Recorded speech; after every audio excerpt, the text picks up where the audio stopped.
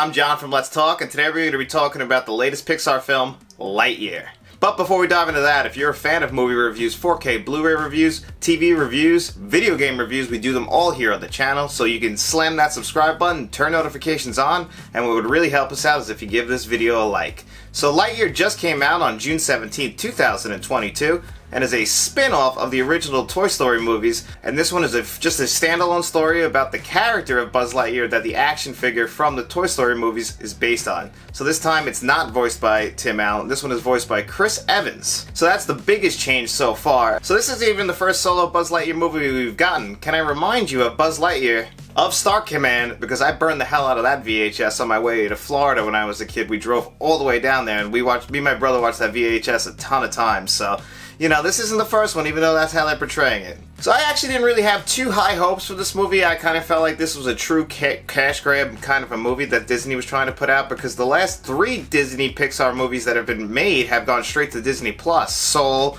Luna, and more recently, earlier this year, Turning Red, which everyone thought was going to actually go to theaters, but this is Pixar's return to theaters, and you know what? It was a pretty good film. For what I was expecting, I was really expecting not to love this movie just because, you know, they changed the voice actor, and it's just, you know, I mean, it's not really expanding on the Toy Story lore. It just kind of feels like it's cashing in on the Buzz Lightyear name.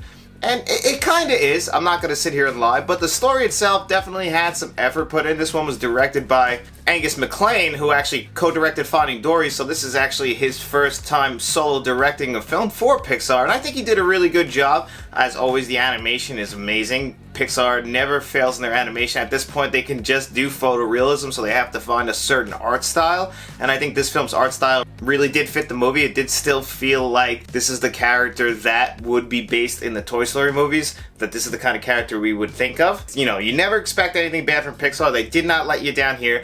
But there is one thing that kind of did let me down. A lot of this felt like a Star Wars movie in the fact that how it looked. A lot of these sets, especially when they're on the main villain's sets in his lair, it just looks like the Death Star or any kind of inside of, like, you know, a Star Destroyer or anything like that. It's all just, the interiors all kind of look like that. Some of the exteriors of some of these ships look just like stuff straight out of Star Wars. Some of the villains look like they were straight out of an MCU movie. So it kind of felt like, you know, because Pixar has access obviously to all the Disney designs, you know, it's the Disney properties. So it felt like that they were trying to tell a Star Wars story kind of with Buzz Lightyear, which I guess makes sense. They're both exploring the galaxy, and this movie revolves around Buzz Lightyear and his mission. And actually, that is one thing I truly did love, was actually the story in this. Because I've said on this channel a million times before, but I am a sucker for any kind of movie that plays with time. And this movie is kind of playing with time like Interstellar plays with time, where in the beginning we find out that Buzz Lightyear, he's trying to hit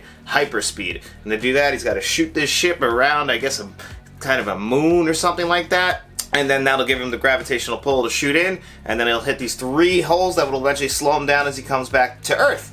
But every time he attempts this, he loses 4 years, just like as we know in Interstellar. You know, the closer you get to a black hole or anything of that aspect, what it's going to do is it's going to time is relevant. So even though the people on Earth are aging much faster than him, for him it's only a 4-minute and 28-second trip, I believe they said. 4 years he loses on Earth, but he's committed to his job. And that's one thing that's the big lesson in this movie, is that what Pixar's message in this film is trust. Buzz Lightyear has to learn how to trust the people around him, trust the AI technology that's available to him, and I think that's the message that Pixar was trying to send home.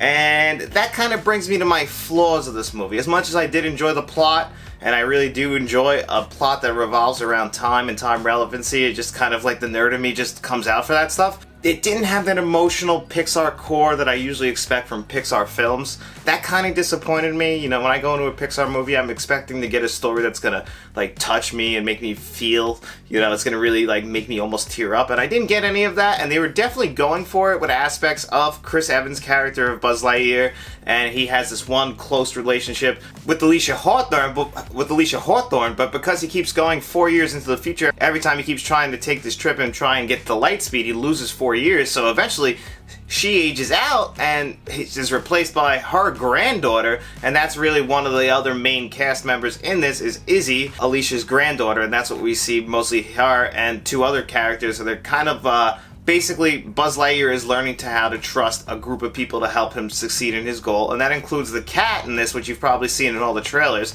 which I didn't see the trailers until after the movie before I made this video, is actually pretty cool. I did like the cat. It's a robot cat. I really did enjoy him. I actually thought he was pretty funny. I could see Disney making millions of dollars on toys for this thing. It's got some witty lines. It's not my personal favorite of like the Disney sidekicks that we've seen, but it was still pretty good.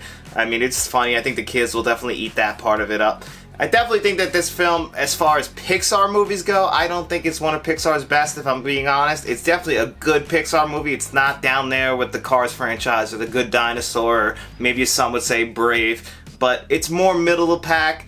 This is not reaching the levels of Coco, the original Toy Story trilogy of movies. I'm not including 4 in that. And Finding Nemo, it doesn't reach those aspects. It's more down there, kind of middle of the road, and that's kind of unfortunate. I really did hope for more, because this is the big return of Pixar to theaters, but really, it feels like Disney trying to make money, and this is the one they knew that people knew the Toy Story name, and that's the reason why this film would make money. That's what business does, and I totally understand. It's not my business. If that's how you want to do it, I totally get it from an artistic standpoint. I don't really appreciate it that much, but I think you're going to still really enjoy this film. So if I was going to rate Lightyear on a scale of 1 to 10, I would definitely give Lightyear a 7 out of 10. I do think you'll have some fun in the movies, but don't expect this to be at peak Pixar. It's just not that, but it's still a good time. If you have kids, I definitely think you can go have fun. Your kids will definitely enjoy this film. So yeah, if you have a family, I really do think that I can recommend this even higher. I went there to the movies by myself. I still have fun, but if you have kids, this is definitely a fun Saturday morning kind of movie, and you'll definitely enjoy it. And as always, guys, thank you for being here with me on another episode of Let's Talk and Talking Lightyear. Please make sure you guys like, share, and subscribe, and you tell all your friends.